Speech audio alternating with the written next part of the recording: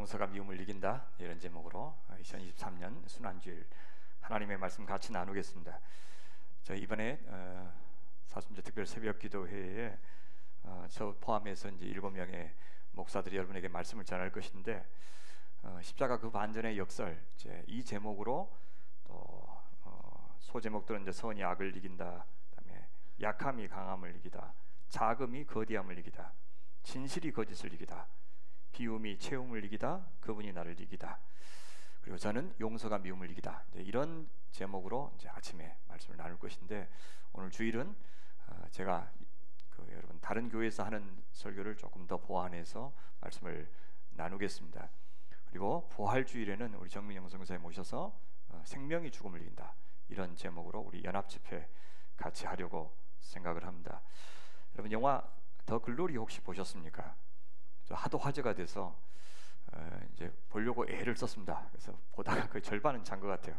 그래서 아내가 다 봤는데 저를 위해서 한 번 더 보면서 내가 왜 2번 봐야 되냐고, 당신 자는데, 그러면서 막 야단치면서 어쨌든 보긴 다 봤습니다. 제가 잘 봤는지 한번 여러분 좀 확인해 주시면 좋겠어요. 학폭을 당한 동훈이 자신과 친구 소희를 대신해서 복수하는 내용이더라고요. 이 드라마에 대해서 공의로운 신을 믿는 자와 믿지 않는 자의 대결이다, 이런 평이 있는데 작가 김은숙 씨도 이에 동의했다고 합니다. 작가는 이 드라마의 제목을 왜 더 글로리로 정했느냐, 영광이란 뜻이죠. 학폭으로 주인공들이 잃은 것, 회복하고 싶은 것이 명예, 영광이었기 때문이라고 대답을 하더군요. 동호는 신이 해주지 않는 보복을 제가 스스로 해내고 있습니다.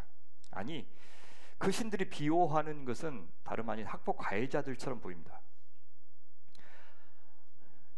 박연진 멋지다, 그랬나요? 맛있나요? 어떻게 하는데 그 박연진을 보호하는 그의 어머니는 샤머니즘의 신을 의지하고 있었고요. 이사라의 아버지는 중형교회 목사, 박혜정은 불교와 친합니다. 하나같이 학교폭력 가해자들이나 그 부모들은 신이나 초월적인 영역을 자기 개인의 복을 구하거나 화를 막거나 또 애군을 땜질하는 수단으로 이용하고 있었습니다. 그래서 자기들이 지금 누리고 있는 기성 질서를 계속 유지해주는 신들만 믿고 있는 거죠. 아니, 자기들이 만든 신을 사실상 믿고 있는 겁니다. 철저하게 세속화된 종교. 반면에 피해자 동호는 제도권 종교의 신앙과는 무관해 보입니다. 복수하는 일에 그래서 신의 초월적인 힘을 의지하지 않습니다. 철저하게 인간적인 방식으로 주변에 선한 양심을 가진 다른 인간의 도움을 받아서 의로운 신혼의 길을 걸어가고 있습니다. 억울하게 죽은 친구 윤소희의 오난을 풀어주는 것도 신이 아니라 옆에 동원과 연인 주여정이었습니다. 이 타락한 세속 사회에서는 탁월하고 교활한 지혜와 보기 드문 우정을 만나서 이들은 신을 말하지 않으면서도 신의 공의로운 신혼과 해원을 수행하고 있었습니다.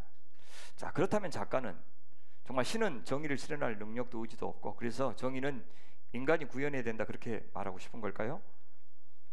인간의 글로리, 인간의 영광은 용서가 아니라 보복을 통해서 구현된다고 작가는 말하고 싶은 걸까요?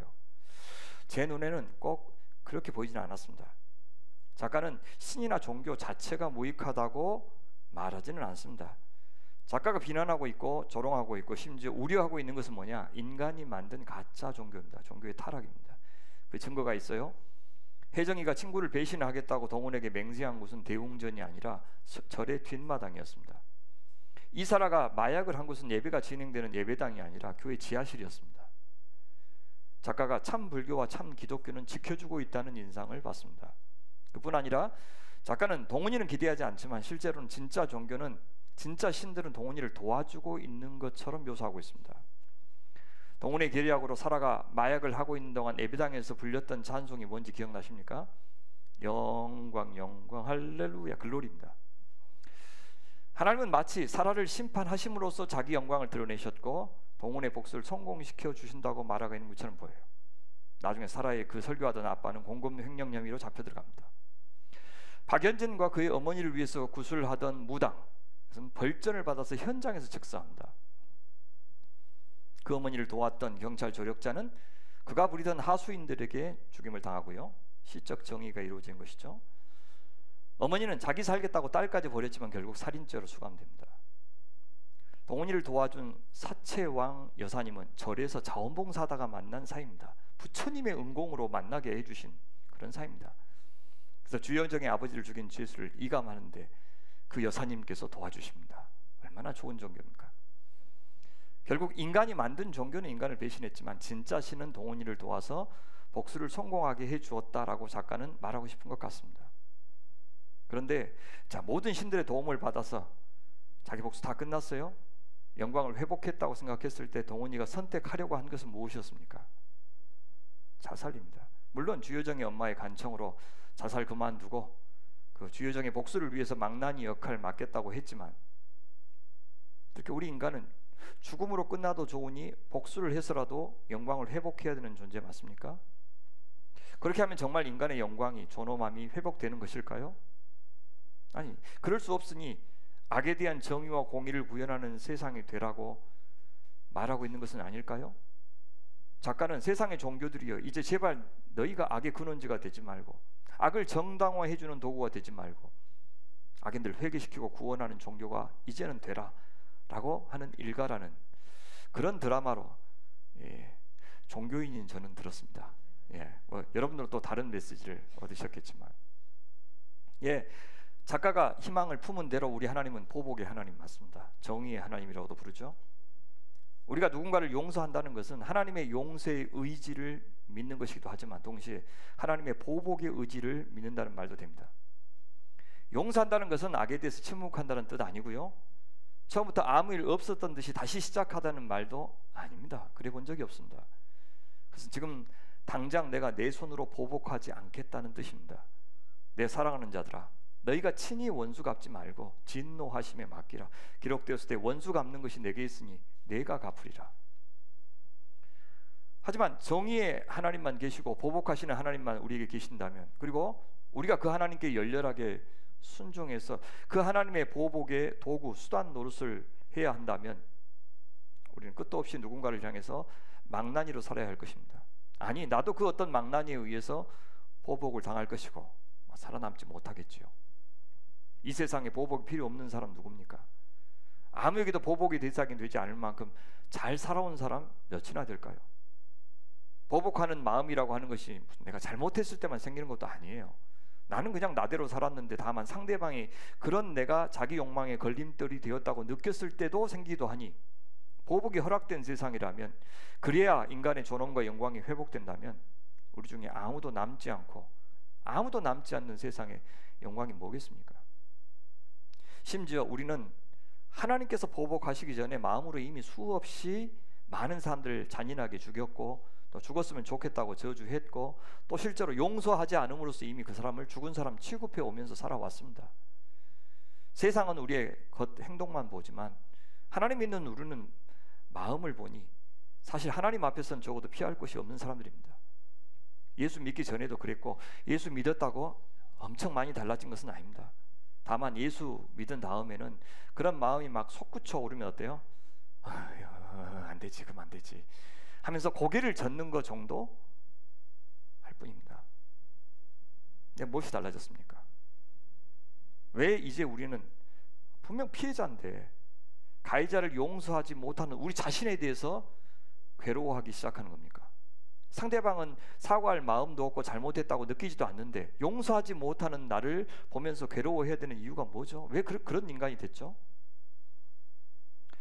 그것은 예수께서 이 세상에 오셨고, 그것은 우리에게 무엇을 해주기 위해서 오셨는지를 이제 알게 되었기 때문입니다. 예수님은 우리가 누군지 아시면서도 이 땅에 용서하러 오셨어요. 원수인 우리와 우리 하나님의 관계를 회복하게 하시려고 이 땅에 오셨습니다. 하나님은 사랑의 하나님이시죠. 또한 정의의 하나님도 되십니다.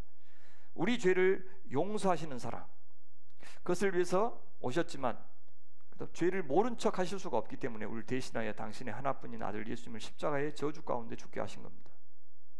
사도 바울의 고백에는 과장이 없습니다. 내가 전에는 회방자요 핍박자요 포행자였으나 우리 긍휼을 입은 것은 내가 믿지 아니할 때 알지 못하고 행하였습니다. 미쁘다. 모든 사람이 받을 만한 이 말이요. 그리스도 예수께서 죄인을 구원하시려고 세상에 임하셨다 하였도다. 죄인 중에 내가 괴순이라. 하나님의 사람은 그분의 용서로 나타났고 그분의 정의로 나타났습니다. 그 사랑은 정의 없는 사랑은 사랑이 아닙니다. 용서 없는 정의는 참 정의가 아닙니다. 하나님의 용서가 하나님과의 관계를 회복시켰고, 그 관계 회복을 우리는 복이라고 부르고 영생이라고 부르고 구원이라고 부릅니다. 이제 그 용서를 우리가 누리려면, 그 하나님과의 관계를 우리가 누리려면, 그 복을 누리려면, 그리고 진짜 살아있는 사람으로 살려면 우리가 어떻게 해야 되는지, 우리에게 무엇을 주께서는 요구하고 계시는지 주기도문에서 직접 가르쳐 주시죠. 우리가 우리에게 죄 지은 사람을 용서해 준 것처럼 우리 죄를 용서해 주소서. 죄 사함의 조건이 용서라는 뜻은 물론 아닙니다. 그럴 수도 없습니다. 용서 받기 전에는 우리가 용서가 필요한 사람이라는 것도 모릅니다. 먼저 자격 없는 우리에게 베풀어 주신 주님의 사죄의 은총, 선물로 주신 그 복, 그 영생, 그 구원에 대한 합당한 반응이 우리의 사랑, 우리의 용서라는 뜻입니다. 하나님이 우리를 사랑하셔서 용서하셨듯이 이제 우리 역시 하나님께서 여전히 사랑하시면서 기다리시는 공동체 바깥의 이웃들에게, 또 연약하여 넘어진 공동체 안의 다른 지체들에게 그 용서의 사랑을 베풀어야 한다는 뜻입니다. 근데 문제가 뭐냐? 내가 얼마나 큰 용서를 받았는지를 알기가 참 어렵습니다. 실감하기는 더 어렵습니다. 그래서 그 하나님의 용서가, 그 예수님의 보혈의 피가 내 장래의 운명을 얼마나 바꾸어 놓았는지를 알기가 어렵습니다. 물론 머리로는 이해하고 입술로는 고백해도 마음으로까지는 참 느끼기가 어렵습니다. 그렇죠? 그래서 여러분을 모셔다가 하루에 3시간씩 한 달간 막 십자가의 용서에 대해서 막 고백하면 그 다음부터 막 절실하게 느껴집니까? 그것도 어려울 것 같아요. 무슨 공부로 깨닫는 문제가 아니죠. 어떻게 됩니까? 그래서 용서해보라고 그런 거예요. 용서해보고 용서를 받아봐야 안다고 하신 겁니다. 말 안 듣는 자식한테 뭐라 그래요? 너도 커서 너 같은 자식 낳아봐라. 너도 시집 가서 봐라. 그래서 경험해봐야 이 부모의 심정을 알듯이, 사실은 용서라는 개념, 장래에 내가 그 뭐 지옥에서 구원받는다 그런 개념 머리로는 알죠. 근데 그게 뭐지 도대체? 그게 어떤 것인지를 그게 막 절실하게 깨달아서 맞아 그래 나도 용서해야 돼 이렇게 나오기까지는 너무 어렵습니다. 사실. 그래서 어렵다고 해서 안 해도 괜찮아, 이해해, 그렇게 하시지 않습니다. 여전히 우리 용서하기를 바라시고 용서하도록 도와주시기도 해요. 왜냐하면 용서할수록 역설적으로 내가 받은 용서가 얼마나 큰지를 알게 되기 때문에요. 용서를 해봐야 알고 용서를 받아봐야 한다는 뜻입니다. 그래서 온몸으로 느끼기 시작하죠. 용서하고 싶지 않아도 말씀에 순종하기 위해서 일단 보복하지 않고 용서하면, 그렇게 할수록 용서가 우리를 구원하고 용서가 우리를 자유하게 하고 용서가 우리에게 안식과 평화를 준다는 것을 조금씩 알게 되는 것입니다. 그 반대도 사실이겠죠. 내가 하나님의 명령을 따르지 않고 용서하지 않기로 한다면 점점 내 마음이 황폐해지는 것을 또한 느낄 겁니다. 반드시 느낄 겁니다. 그것을 화병이라고도 부르고 한이라고도 부르죠. 내가 받은 상처를 결코 치유하지 않겠다고 작정하는 분들이 있지 않습니까? 그래서 무슨 무기라도 된 듯이 관계에서 그걸 사용합니다. 아픈 사람 되게 양해하죠. 그걸 이용하기도 한다는 뜻입니다. 용서하기는 내가 너무 아파서 그냥 아픔 가운데 있기로 작정한 거죠. 용서 안 하는 상태로 있겠다고 고집합니다. 내가 용서를 안 한다고 해서 상대방에게 어떤 영향을 미치는 것도 아닌데요. 용서 안 한 나만 아픕니다. 그런데도 우리는 용서라고 하는 가치를 알기 때문에 그 가치 있는 것을 아직도 자기도 못 깨닫는 놈에게, 그 나쁜 놈들에게 선물하고 싶지 않은 겁니다.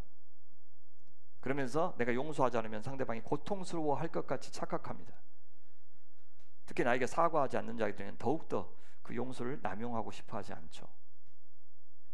그런데 내가 용서하지 않겠다고 결심할수록, 사랑하지 않겠다고 여러 가지 핑계를 댈수록, 그렇게 하는 동안 내 영혼의 몰골은 정말 내가 보기도 싫을 만큼 처참해질 겁니다. 지옥이 따로 없겠죠. 그런데 그런 사람이 정말 모르는 것이 있습니다. 자신이 얼마나 많은 용서가 여전히 필요한 존재인지는 잘 모르는 겁니다. 아, 나 엄청나게 상처 입었다, 그래서 나는 용서할 자격만 있다, 그렇게 여기고 있죠.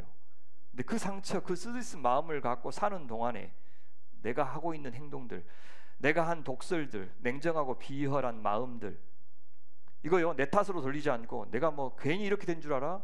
나한테 상처 준 사람들 때문이야 라고 하면서 끊임없이 남 탓하고 사정 탓하고, 그렇게 하면서 망나니 짓하고 그러는 동안에 얼마나 많은 애매한 피해자들이 생겼을지에 대해서는 우리가 생각하지 않아요.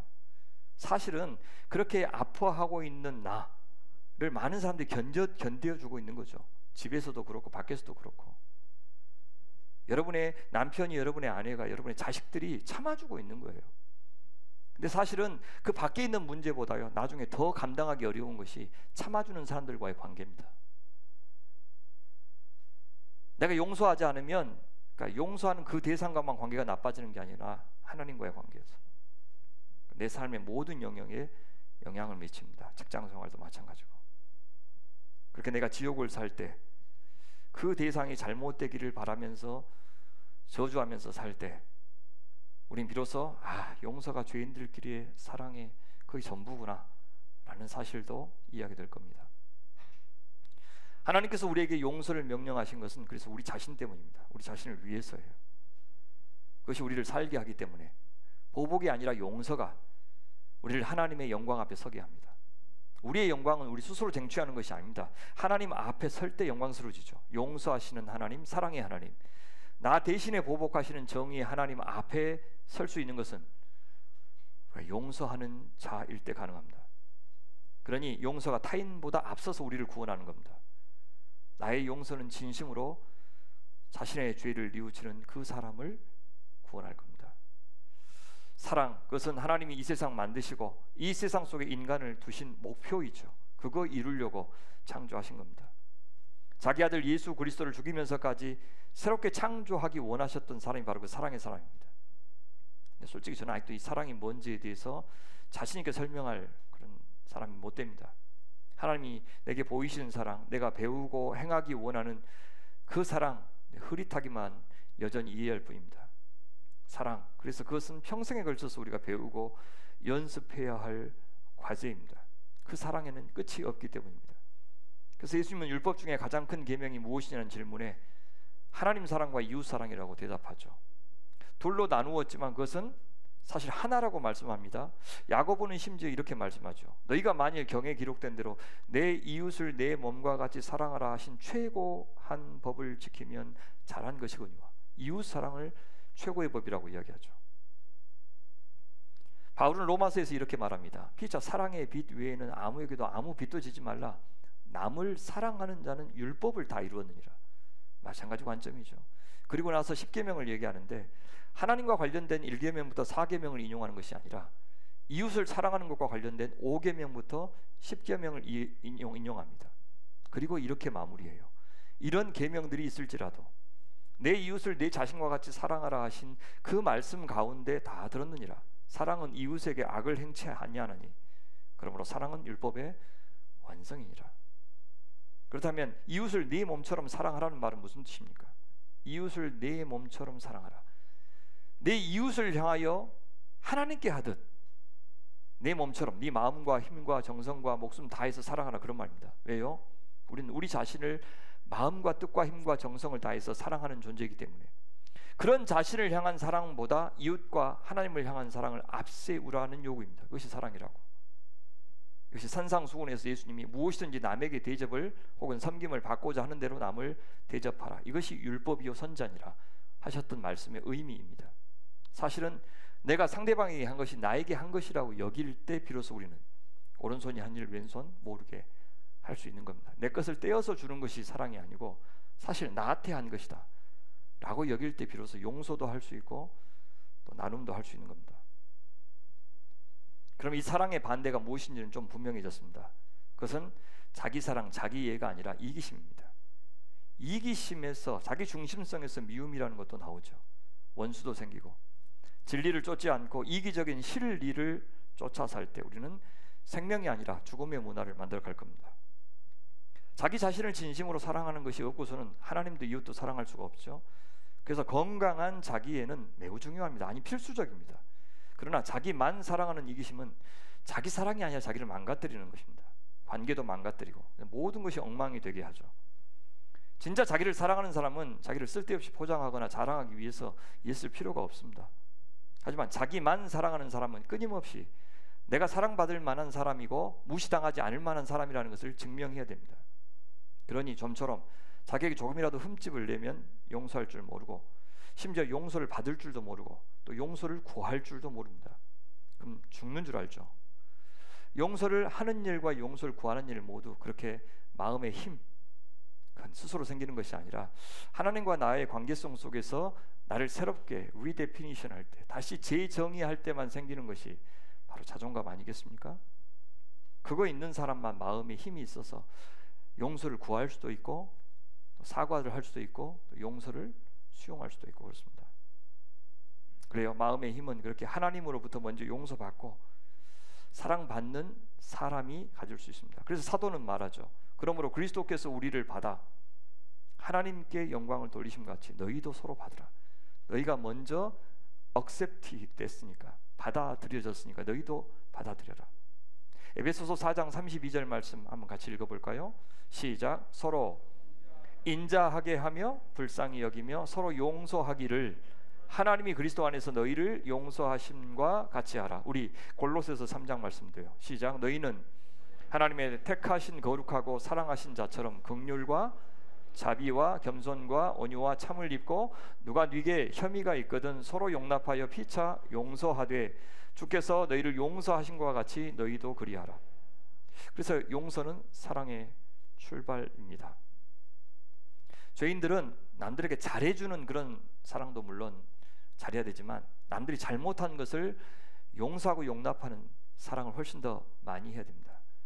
내 뜻대로 돌아가지 않는 환경, 내 길을 방해하는 것처럼 보이는 사람들에 대해서 참고 인내하고 그들을 포기하지 않는 일이 우리가 하는 사랑의 8알입니다. 그래서 아주 오래전에 니체가 느리고 긴 시선을 상실한 이 시대 사람들의 천박성에 대해서 이야기했죠. 천천히 봐야 보이고 길게 봐야 보이는데, 우리가 외부적인 자극에 대해서 노하지 못하고 즉각 수용하는 것이 정신의 천박성이라고 니체가 말했던 그것이 우리 시대를 향한 마치 예언처럼 들리지 않습니까? 그래서 조금도 나를 향한 부정적인 어떤 외부적인 그 자극에 대해서 곰곰이 생각해 보면서, 그렇죠? 아닐 거야, 사정이 있을 거야 하고 노라고 반응해야 되지, 즉시 반응하는 그런 사람이 되지 않아야 됩니다. 그것은 지나친 자기 확신이고, 왜 세상이 내가 원하는 대로 돌아가야 됩니까? 왜 세상이 내 뜻대로 되어야 합니까? 그렇죠? 그렇게 되었을 때 나한테도 혹은 이 세상한테도 잘 된다는 보장 없는데 그것을 마치 다 알고 있는 사람처럼 반응하는 그런 사람들이 사실 우리 죄인들입니다. 나에게 해를 입힌 이웃을 향해서 관용할 뿐만 아니라 나로 인해서 상처받은 이웃에게도 잘못을 빌 줄 아는 것이 사랑의 출발입니다. 자기가 도색한 것을, 훔친 것을 4배나 갚겠다고 했던 삭개오의 고백은 나로 인해 상처받은 이웃에게 용서를 구하겠다는 뜻이었습니다. 그는 하나님과의 관계에서만 모든 문제를 풀면 충분하다고 생각하지 않았어요. 미량에서 그저 그 유괴했던 유괴범의 잘못이 바로 그거죠. 사랑의 목표가 뭡니까? 좋은 게 좋다는 식으로 허물을 덮어두는 것은 사랑이 아닙니다. 아예 없었던 일로 만드는 것이 용서가 아닙니다. 반대로요, 자식이 잘못한다고 회초리를 드는 것이 저거 용서하지 않은 것이다 그렇게 말하는 사람 없을 겁니다. 계속 잘못하는 대로 두는 것이 오히려 문제죠. 용서는 처벌을 면제하는 것만이 아니에요. 진정한 용서는 그 사람의 변화를 위해서 빌어주는 데까지 나가야 됩니다.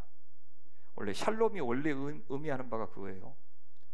성경에서 샬롬이라고 하는 것은 서로 전쟁하지 않는 평화로운 상태만을 의미하지 않고, 더 나아가서 상대방이 잘 되기를 바라는 것, 상대방의 웰빙에 내가 기여하는 것까지를 샬롬이라고 부릅니다. 그래서 보복만 하는 정의는 참된 정의가 아니고요, 보복을 하지 않는 것만도 참된 정의가 아닙니다. 사랑과 화해와 평화로까지 나아가는 것이 진정으로 주님께서 이루시고자 하는 정의고, 그래서 그 정의가 십자가라는 방식으로 이루어진 겁니다. 더 글로리에서 문동호는 자기 집에 신발을 벗고 들어온 박연진의 남편을 생각해서 그 박연진에게 한 번 더 돌이킬 수 있는 기회를 주고 있습니다. 하지만 연진은 그 기회마저 하찮게 여겼고, 그래서 제 발로 멸망으로 들어갔습니다. 이것은 용서라고 하는 것이 일방적이지 않고 상호적이라는 것을 분명히 보여주죠. 그런데 더 글로리가 놓친 것이 있습니다. 무엇입니까? 우리 인간은요, 심판을 연기하는 정도의 호의만으로는 개과천선할 수 없다는 사실이에요. 박연진에게 기회를 수없이 더 준다고 해도 갑자기 악행을 중단하는 일은 별로 일어나지 않습니다. 자기 잘못을 알기까지는, 그것이 자기 자신을 해하는 일이라는 사실을 알기까지는 절대 중단하지 않습니다. 심지어 그걸 아시고 예수님은 십자가의 죽음이라는 엄청난 사랑을 먼저 쏟아부으신 겁니다. 여러분, 그러고도 지금 주님 믿는 사람들이 아주 소수지 않아요? 그런데 시간을 더 벌어준다고 회개할까요? 아닙니다. 동호는 처음부터 아예 소용없는 줄 알면서도 기회를 주었겠죠. 왜요? 자기 마음이라도 편하려고. 아니, 연진의 남편에게 덜 미안해 하려고. 죄 없는 그의 딸에게 덜 미안해질 것 같아서 그랬을 것 같아요. 연진을 위해서 기회를 준 것이 아니라 사실 자기 자신을 위해서 기회를 준 것처럼 보여요. 하지만 예수님의 용서는 이에 불과의 사랑이었습니다. 그럴 가치가 있는가, 필요가 있는가, 그런다고 변할까 싶을 만큼 주님은 죄인인 우리를 기다리셨고 사랑하셨습니다. 용서를 받는 사람에게는 어울리지 않는 너무 큰 사랑을 주셨어요. 그건 우리가 한 일이 아닙니다. 그러니 우리의 용서는 그분의 용서가 내가 용서해야 될 그 사람에게 임하도록 비는 일을 반드시 포함해야 돼요. 내가 용서한다고 그 사람이 자동적으로 하나님께 용서를 받는 것은 물론 아닙니다. 우리가 용서한다는 것은 그 죄인도 그 악인도 하나님의 용서하시는 사랑을 언젠가는 알도록, 늦기 전에 깨닫도록 복을 빌어주는 것입니다. 이것이 저는 진정한 용서라고 생각해요. 이것이 사랑으로서의 용서의 목표입니다. 저는 그리스도인이 되면 당연히 용서가 쉬워질 것이다, 그렇게 말하고 있는 것은 절대 아닙니다. 저도 아직까지 충분히 용서하지 못한 사람들이 있습니다. 물론 보복은 하지 않고요, 그들의 악행을 낱낱이 알려서 사실 내가 억울하다, 그것을 알리지 않는 선에서 보복을 참고 있는 겁니다. 그래서 그가 잘 되기를 바라는 마음은 없어요. 생겼다가 사라졌다, 생겼다 사라졌다가, 잘 됐다는 소식을 들으면 어떻게 저런 놈들이 잘 될까, 그러면서 약간 안 되기를 바라는 그런 정도의 마음, 그죠? 그런 정도의 마음이 아직도 있습니다. 심란하죠, 저. 내가 이웃의 죄를 용서해 주셨으니 너도 죄를 용서해 달라는 주님의 명령은 단지 그냥 이웃인 내 감정을 상하게 하는 정도면 참고 넘어가죠. 근데요, 사랑이나 용서의 문제가 그렇게 간단하지 않습니다. 내 존재를 부정한 사람, 내 삶을 망가뜨린 사람, 그 사람은 어떻게 쉽게 용서해요? 특히 내가 지금도 그 결과를 당하고 있는 중인데, 아니 가해자는 또 멀쩡한데, 그럴수록 더 용서는 어렵습니다. 차 한 대가 갑자기 중앙선을 넘어서 자기 차를 덮치는 바람에 하루아침에 사랑하는 아내, 장인, 장모, 두 자녀를 잃은 사람이 있습니다. 우리에게 하나님의 뜻이라고 하는 책의 저자로 잘 알려진 제리 시처, 저희 공동체에서도 그걸 갖고 소그룹 모임도 하고 그랬죠. 그는 아주 탁월한 영성 신학자고 또 저술가이기도 합니다. 그는 한동안 이 음주 운전자를 용서할 수가 없었어요. 용서했다고 생각은 했지만, 용서해야 한다고 생각은 했지만, 또 마음에 묵직한 상실감이 밀려올 때면 다시 용서하지 못한 자기 자신을 발견해야 했습니다. 그런 동안 시처는 한 가지 사실을 자기 안에서 이제 찾았어요. 자신이 용서하지 못하는 것은 음주운전자가 아니라 하나님이었다는 사실입니다. 하나님이 왜 나한테 이런 시련을 주시는가? 왜 그렇게 잔인하고 냉혹한가? 행복 주실 때는 언제고 어째서 이렇게 변덕을 부리신단 말인가? 왜 하필 내 차를 그렇게 오랫동안 보내고 있을 때 그는 친구로부터 뼈아픈 권면을 듣습니다. 자네는 하나님의 주권과 화해해야 할 걸세. 이 일이 하나님의 주권 안에 있거나 그렇지 않거나 둘 중 하나지. 물론 고난받은 즉시 그 말을 했으면 거의 무리한 말입니다. 오래 지나고 나서 다시 하나님과의 관계에서 이 사건을 재해석하도록 지금 부탁하고 있는 거죠. 차마 용서할 수 없는 일을 만났을 때 우리 먼저 가해자를 용서하기보다도 하나님을 용서해야 합니다. 그 말은 하나님을 믿어야 한다는 뜻입니다. 아니, 믿어드려야 합니다. 하나님을 구원해 드려야 됩니다. 하나님을 온갖 악평으로부터, 그는 우리에게 무심하다, 비정하다, 혹은 능력이 없다, 그런 말로부터, 그런 평가로부터 하나님을 구해내는 것은 우리입니다. 자, 그 문제가 해결되지 않으면 아무도 용서할 수 없습니다. 믿음이란 비록 우리의 삶에 우리 바람대로 풀리지 않을지라도 하나님의 숨은 뜻은 하늘에서 이룬 것 같이 땅에서도 이루어지고 있음을 믿는 겁니다. 용서는 그 다음이에요. 하나님의 숨은 뜻이 결국 선하다고 인정했다고 해서 고통이 갑자기 경감되거나 쉬워지는 것이 아닙니다. 대개 용서는 단번에 되지 않아요. 어떤 잘못에 대해서 상대방을 수없이 용서해야 할 때가 있습니다. 그 잘못의 결과가 계속해서 우리를 괴롭힐 수 있기 때문입니다. 시천은 아내 생일 때마다, 결혼 기념일 때마다, 아내가 좋아하는 꽃을 보고 아내 손때가 묻은 집안 곳곳을 바라볼 때마다, 아이들의 웃음소리가 묻어있는 정원과 장난감을 볼 때마다, 아이가 사달라고 조르는데도 몸에 안 좋다고 사주지 않았던 맥도날드 앞을 지날 때마다 그는 그 음주 운전자를 용서해야 했습니다. 주님께서 베드로가 몇 번까지 용서할 거야? 3번이면 되죠. 3-4번이면 많이 한 거 아닙니까? 그랬더니 뭐라고 그랬어요? 70번씩 7번. 평생에 걸쳐서 490번 하란 말이 아니고 한 사안에 대해서요. 한 사람에 대해서 490번 하라는 것은 딱 490번이 아니라 완전수를 가리키는 겁니다. 용서는 사건이 아니고 과정이고요. 감정이 아니라 의지입니다. 선택입니다. 그런 마음이 생길 때 용서하겠다고 하면 용서가 되지도 않고 용서도 아니고요. 그냥 시간이 흘러서 마음이 진정된 것일 뿐, 그것은 엉성한 봉합일 뿐, 자기 안에 참된 치유를 주지는 못합니다. 미움이 되살아날 때마다 몇 번이고 몇십 번이고 용서해야 합니다. 자기 자신을 용서하지 못하는 것도 큰 문제죠. 용서를 구했지만 용서받았다는 확신이 없을 수 있습니다. 하나님의 약속을, 사죄의 약속을 믿지 못해서 그런 것이 아니고 내가 안 변해서 그래요. 매번 회개 기도에도 똑같은 죄를 반복하는 내 자신이 짜증나서 그래요. 특히 청년들이 그런 어려움을 많이 호소하죠. 그런 분들 상담해보면 자신이 약해져서 늘 넘어지는 그 조건, 그 환경 속에 그대로 있기를 원해요. 또 죄도 습관이고 경건의 삶도 습관입니다. 한두 번 시도해보다가 안 된다고 그만둔다면 평생 동안 일어섰다 넘어졌다를 반복하게 될 겁니다. 성령님이 우리를 도우시지만 단번에 내 모든 마음을 싹 바꾸고 모든 상황을 바꾸는 식으로 일하시는 법은 없습니다. 죄책감을 갖는 또 다른 이유는 자기 죄의 결과를 계속 경험하기 때문입니다.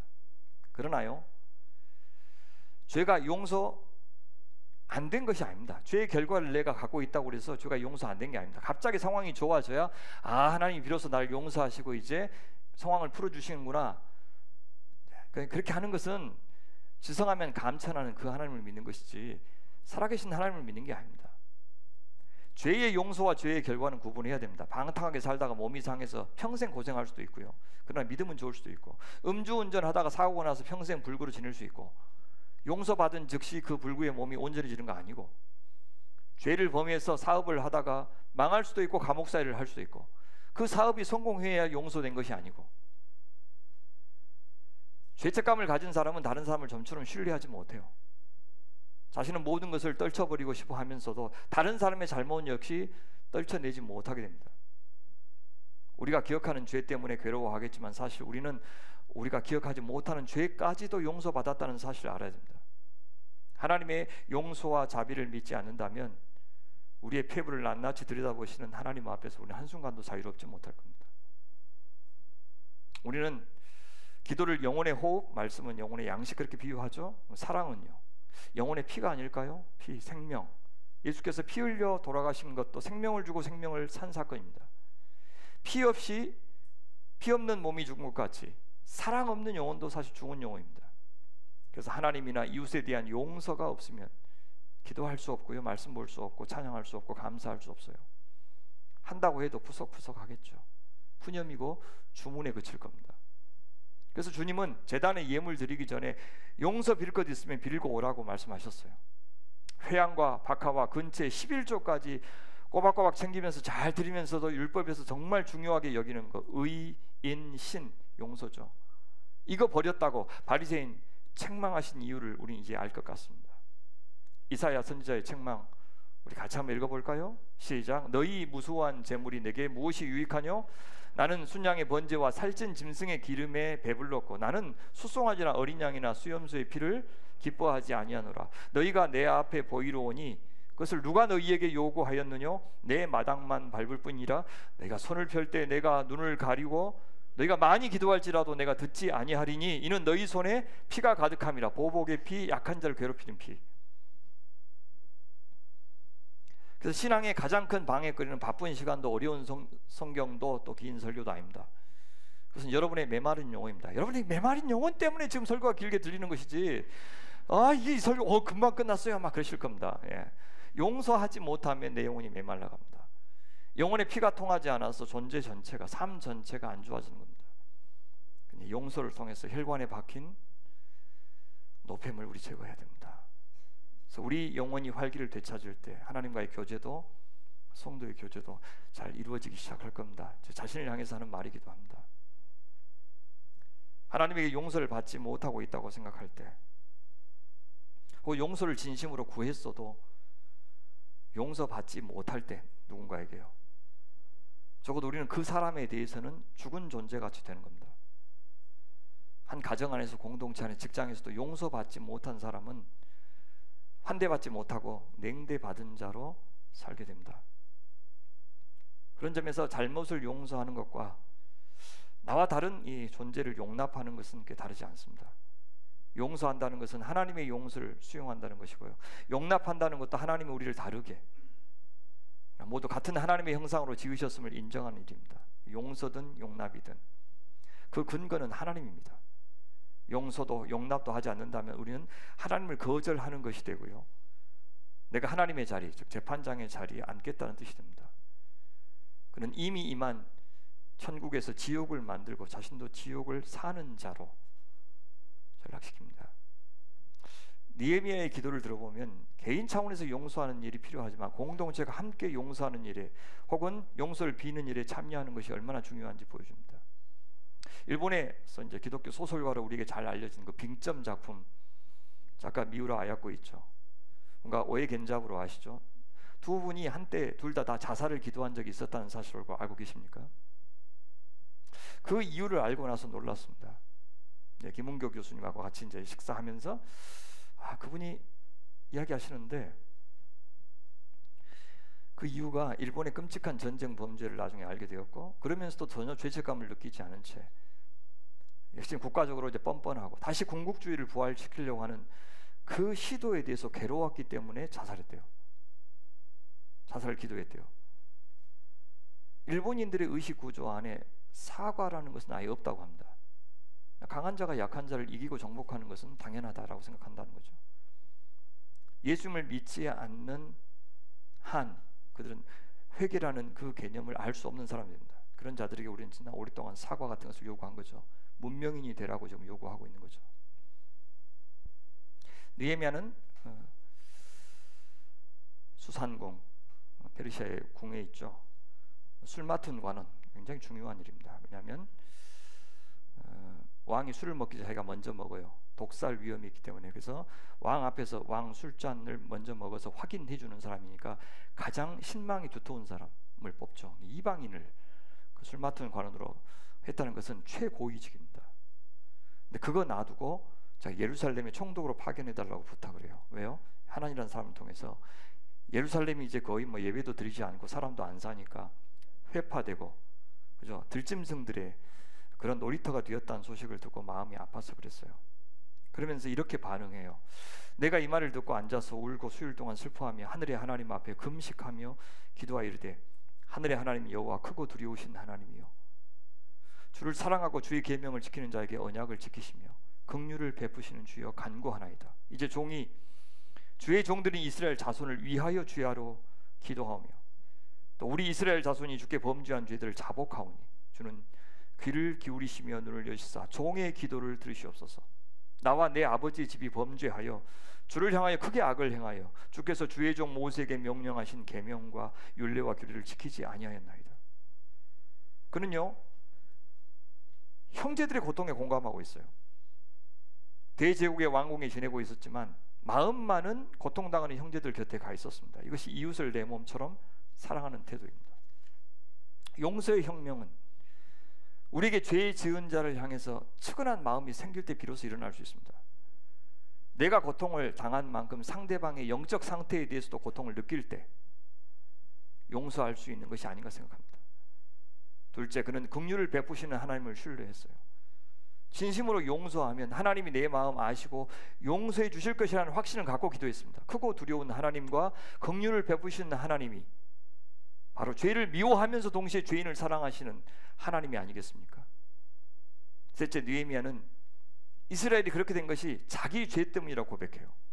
나와 나의 아버지의 집이 범죄하여. 무슨 느헤미야가 범죄했어요? 조상들이 범죄해서 여기까지 와가지고 지금 포로 생활을 하고 있는 것인데요. 근데 느헤미야는 신명기 30장을 인용하고 있어요. 이곳까지 끌려온 거 분명히 이스라엘이 범죄했기 때문이지만 아직 회복되지 못한 것은 자기 죄 때문이라고 생각했어요. 왜냐하면 모세가 뭐라고 그랬냐, 만약 이스라엘이 쫓겨간 모든 나라 가운데서 내 하나님 여호와께 돌아와 율법을 온전히 따라서 마음을 다하고 성품을 다하여 여호와의 말씀을 순종하면 하나님이 그때 마음을 돌이키시고 긍휼히 여기서 포로에서 돌이키시겠다 약속하셨어요. 근데 아직까지 돌아오지 않는 이유가 뭐냐? 느헤미야 자신을 포함해서 이스라엘 백성들이 아직 깨닫지 못했기 때문이다. 완전히 돌아서지 못했기 때문이다 라고 이야기했어요. 우리 때문에 지금도 고통을 당하고 있는 것입니다. 고통의 시작은 조상들이지만 고통이 지속되는 것은 우리 때문입니다. 그렇게 이야기하고 있습니다. 형제가 내게 범죄하면 어떻게 생각해야 됩니까? 전적으로 나 때문은 아니지만 공동의 책임의식을 가지라는 겁니다. 무조건 내 탓이다라고 하면서 뭉개는 것도 문제지만 공동체적인 책임의식이 없는 것도 문제예요. 일베와든 20대를 조롱하기 전에 우리 어른들이 얼마나 탐욕적이었는지를 봐야 됩니다. 이런 엉망인 교육제도, 이거 수수방관하면서 그 불합리한 제도 안에서 돈 벌기에 여념이 없었고 부동산 투기에 열을 올렸던 우리 부모 세대가 뭐가 그렇게 당당해요? 하고 싶은 거 다 해놓고는. 자녀 세대가 신앙이 없는 것만 탓할 것이 아니라 부모가 어떤 신앙의 모습을 보여줬는지를 생각하는 것이 공동체죠. 그게 책임의식입니다. 이것이 느헤미야의 태도고요. 용서는 그 연대 의식에서 나오는 거예요. 그래서 주님은 기도를 가르치실 때 우리가 우리에게 죄 지은 자를 용서해 준 것처럼 우리 죄를 용서해 주십시오. 그래서 우리가 강조되고 있죠. 우리가 우리에게 죄를 지은 자를 용서해야 된다. 내가가 아니고 우리도 하나님 앞에 사랑하지 못한 죄를 사해달라고 기도하는 것입니다. 예수님은 배신을 당하고 십자가에 돌아가시면서도 자신을 십자가에 못 박은 자들을 위해서 기도하시면서 돌아가셨죠. 아버지, 저 사람들 용서해 주십시오. 저 사람들은 자기네가 무슨 일을 하는지 알지 못합니다. 하나님께서 이 기도에 응답하신 건 여러분 알고 계십니까? 그 십자가 처형에 책임을 졌던 사람이 백부장이죠. 그 백부장이 변해요. 그 자리에서 백부장이 그 일어나는 일을 보고 하나님께 영광을 돌리며 말하였다. 분명히 이 사람은 의인이었다. 여러분, 예수님의 이 용서의 기도를요, 사복음서 중에서 누가복음의 저자 누가만 기록하고 있어요. 근데 누가복음은 누가행전의 전반부죠. 후반부에 똑같은 예수님의 기도가 나와요. 스데반에 의해서. 스데반은 자기를 향해서 이를 가는 유대 종교 지도자들 앞에서 성령에 충만하여 하늘으로 주목합니다. 그리고 하나님의 영광과 예수님이 하나님 우편에 서신 것을 봤어요. 그를 그냥 자기만 보고 말면 좋을 것인데 그걸 또 말로 했네. 보십시오, 하늘이 열리고 하나님의 오른편에 인자가 서 계신 것이 보십니다. 인자가 서 계신다는 것은요, 앉아 계신다는 것은 통치권이지만 서 계신다는 것은 심판자예요. 그럼 재판장이신 예수님이 서 계신 것을 주변에 지금 자기를 죽이려고 하는 사람들은 안 보이고 자기만 봤다는 것은 뭐냐면 하나님이 네 편이다, 예수님이 네 편이다 라고 하신 것을 하나님이 컨펌해 주셨습니다. 그런 뜻이에요. 그 말을 듣고 얼마나 성질이 났겠어요. 종교주들이 가만히 안 있어요. 그들이 큰 소리를 지르며 귀를 막고, 귀를 막은 게 아니라 귀를 꽉 잡고 지격하며, 그러니까 뭐냐, 안 들리도록, 안 듣기 위해서 내 귀를 막는 것이 하나의 방법이고, 그 다음 뭡니까? 상대방이 입을 막는 것이 또 하나의 방법이죠. 그래서 일제히 달려들어서 성 밖으로 내치고 돌로 쳐서 입을 막았죠. 그때 스데반이 그 잘못했습니다 하면 될 건데 또 뭐라 그래요? 주 예수님, 내 영혼을 받아 주십시오 라고 하면서 스데반이 무릎을 꿇고 큰 소리로 뭐라 그러냐? 주님, 이 죄를 이 사람들에게 돌리지 마십시오. 예수님이 드렸던 기도를 스데반이 작은 예수로서 반복하고 있어요. 그런데 이 기도가 나오기 바로 전에요, 사도행전 저자 누가는 사도행전에서 맨 처음으로 한 인물을 등장시켜요. 그가 바로 사울입니다. 정인들이 옷을 벗어 사울이라 하는 청년의 발 앞에 두니라. 사내들인 공의의 의원 가운데 한 명, 그 스데반을 죽이는데 앞장섰던 사람. 아니, 이전까지는 헬라파 성전에서 스데반과 친구였던 사람. 예수님의 기도로 예수님을 십자가에 처형하는데 앞장섰던 배부장이 변했듯이 스데반의 기도는 땅에 떨어지지 않고 바울이라고 하는 열매를 맺는 의미 있는 시가 될 것입니다. 당장에는 그렇게 안 보여요. 스데반의 일로 예루살렘에 큰 박해가 불어닥칩니다. 사도들을 제외하고는 다 예루살렘을 떠나서 흩어져야 될 정도로 교회는 잔멸 위기에 놓였다고 성경은 말합니다. 스데반의 기도가 처절하게 거절당하는 것처럼 보였습니다. 하지만 결코 그렇게 되지 않을 것이라는 암시를 성경 저자는 이미 주었어요. 어떻게 해요? 그의 용서가 죽지 않을 것을 보여주는 표현이 뭐냐? 그것은 스데반이 이 말을 하고 잔이라라고 표현하고 있어요. 스데반의 순교를 죽었다라고 말하지 않고 잠이라고 묘사하고 있습니다. 의도적으로.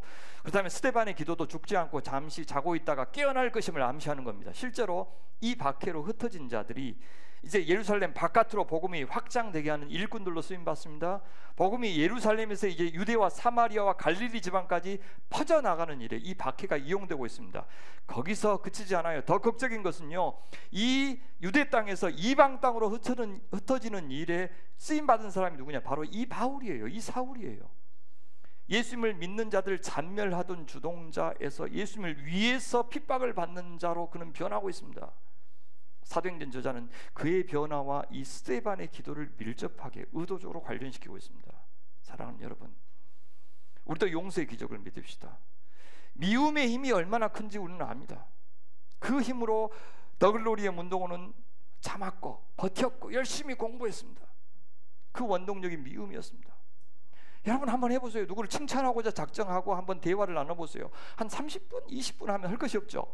누구를 미워하기 위해서, 호박씨 까기 위해서 해보세요.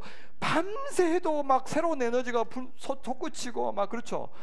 아, 부족해서 우리 전화로 또 하자. 와, 딱 그거 못 쓰겠더라 하면서 미움에서 나오는 창의력, 상상력 충만합니다. 막 보복하려고 생각하면 어마어마한 일들을 계획할 수 있습니다. 사랑하는데도 에너지가 그렇게 들지만 미움하는데도요, 놀라운 도파민이 분출이 돼가지고 새 사람으로 우리가 변화가 됩니다. 하지만 그 미움이 만들어낸 풍경은 참담합니다. 그보다 더 강한 용서의 힘을 믿으셔야 됩니다. 용서의 사랑은 우리를 무장해제시킵니다. 상대방을 무장해제시킵니다. 피해자의 용서는 이해할 수 없는 일입니다. 감정적으로, 상식적으로 정의를 넘어선 정의입니다. 그 용서가 창조해낸 세상의 새하늘과 새 땅입니다.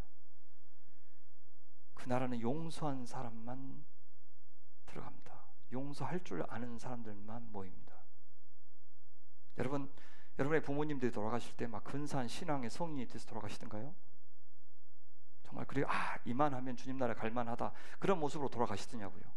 아니죠. 저는 한 대략 해서 한 400회 이상의 제가 장례를 치렀는데요, 그런 확신 가지고 장례를 맞이하는 유족들은 거의 본 적이 없습니다. 이렇게 믿어도 주님 앞에 갈까요? 이 고백이 진실할까요? 그걸 막 확인받고 싶어서 다들 불안해하셔요. 누가 갑니까?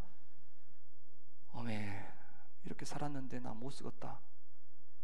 그래서 마지막에 주님의 십자가의 보혈의 은총만 의지하는 사람만, 그렇죠, 주님 나라에 갈 수가 있죠. 누가 떳떳하게 나 살 만큼 잘 살았다, 주님 나를 인정하실 만큼 잘 살았다 할 사람이 어디 있습니까? 그런 사람 죽기 전에 거의 본 적이 없습니다. 천국은 어떤 사람이요? 어머, 너도 왔냐? 이제 천국 가면 놀랄 겁니다. 너도 왔냐? 어떻게 너도 왔냐? 그렇게 다들 뭐 성인군자 돼가지고 만나는 게 아니라 심란한 사람들이 모여가지고, 근데 어떤 사람이요? 자기 꼬라지를 아는 사람. 그래, 아무것도 아니지. 그래서 천국 들어가면 갑자기 개과천선하는 게 아니로 부족한 모습 그대로 가겠죠. 근데 그 은혜를 아는 사람들만 모여 있을 겁니다. 상처받은 사람들이 가면 천국에서 좋은 거 누리니까 참으라고, 제발 그런 소리 좀 하지 마세요. 천국 가면 그 상처받은 사람들, 억울한 사람들요, 가면 막 그 심정을 이해하는, 공감하고 통감하는 사람들이 모여가지고 고생했지 하면서, 그런 곳이 전 천국일 것 같은 거야. 그런 마음이 있는 사람들, 그런 연민이 있는 사람들이 천국에 가야지. 그냥 이 땅에서 예수 믿어서 잘 먹고 잘 살고 죽었어도 지옥 안 가려고 생각하는 사람들만 수두룩하게 모이면 거기서도 대접받으려고 하지 않겠어? 그런 생각이 뭐 천국에 가면 큰 맨션이 있고 작은 맨션이 있고 막 그런 말들을 만들어내는 거야. 이 썩을놈들 진짜. 그렇게 복음을 왜곡할 수가 있어요. 우리 천박하게 만들 수가 있냐고. 그래서 이 땅에서도 경쟁 붙이는 거야. 교회 충성시키려고. 그게 아니고 완전히 그리스도의 그 사랑의 은총만이 내게 전부인 사람들, 그런 사람들이 적어도 모여야죠, 그죠? 그래야 여전히 부족하지만 그래서 하나가 될 수가 있죠. 그래서 서로의 존재만으로 행복한 세상, 그것이 천국입니다. 그 용서는 용서를 받아본 자만 할 수 있죠. 그러니 우리가 용서할 자격이 있는 겁니다. 용서는 상처가 있는 자만 할 수 있어요. 피해자가 할 수 있다는 뜻도 되지만 더 나아가서는 예수님처럼 자기 희생을 감수하고 또 상처를 감수하지 않고는 용서할 수 없다는 뜻도 됩니다. 어떤 상처요? 그러니까 용서했는데 용서를 받아들이지 않을 때 받을 상처, 자기 잘못을 인정하는 사람을 참아내야 되는 상처, 오래 참고 기다리고 복수하지 않으면서 받은 상처, 그 상처가 있는 사람만 용서할 수 있는 것 같아요. 어느 날 성 마르티노에게 사탄이 예수 그리스도의 모습을 하고 찾아왔어요. 근데 성인은 안 속았어요. 성인이 사탄에게 물었거든요. 당신의 상처가 어디 있습니까? 상처가 없는 예수는 그리스도가 아닙니다. 상처가 없이는 용서할 수 없습니다. 계속 내 상처 만지작거리면서 그것을 용서하지 않아도 되는 핑계로 삼는 자는 용서받을 수 없습니다. 내가 용서한다고 그가 용서받는 것은 아니지만 그의 용서는 그의 회개를 통해서 이루어지지만 우리는 우리 할 도리를 해야 됩니다. 용서를 선택해야 됩니다. 용서는 그가 받을 자격이 있을 때만 하는 것이 아닙니다. 용서는 내가 그에게 나의 때에 보복하지 않겠다는 뜻이라고 했습니다. 용서는 하나님께서 그를 더 오래도록 사랑하셔서 결국에는 그가 변화되도록 도와달라고 하는 부탁입니다. 우리는 용서하여 우리 영혼의 진정한 자유를 누리시길 바랍니다. 용서를 통해서 진정한 안식을 누리시길 바랍니다. 용서를 통해서 이 공동체가 그리스도의 피로 잘 혈액순환이 되어서 그리스도의 활기 넘치는 몸이 되게 하시기를 바랍니다. 용서로 우리 가정이 살아납시다. 부부관계, 부모와 자녀 간의 관계가 살아나고 용서로 이 갈등 많은 이 사회가 살아날 수 있도록 남과 북이, 우크라이나와 러시아 사이에 용서가 이루어져서 평화가 찾아오도록 그렇게 기도하시는 저희 공동체 되기를 간절히 바랍니다. 기도하겠습니다. 하나님 감사합니다. 저희가 받은 용서의 사랑 잘 헤아리게 도와주시고 이제는 주님처럼 저희도 용서를 선택할 수 있도록 도와주십시오. 하나님이 공의를 행하시고 정의를 행하시며 하나님이 우리보다 훨씬 오래 참으면서 그 사람을 변화시키도록 아버지 복을 빌어주는 하나님의 사람들 되게 하여 주옵소서. 평화를 만드는 자로 이 땅에 보내주셨고 그렇게 살 때 하나님의 아들이라 일컬음을 받을 것이라 하셨던 그 축복의 말씀 하나님 저희에게 임하게 하여 주옵소서. 그 십자가의 기적을 믿고 사랑의 혁명에 동참하는 저희들 되게 하여 주옵소서. 감사하며 의탁하오며 우리 구주 예수님의 이름으로 기도하옵나이다. 아멘.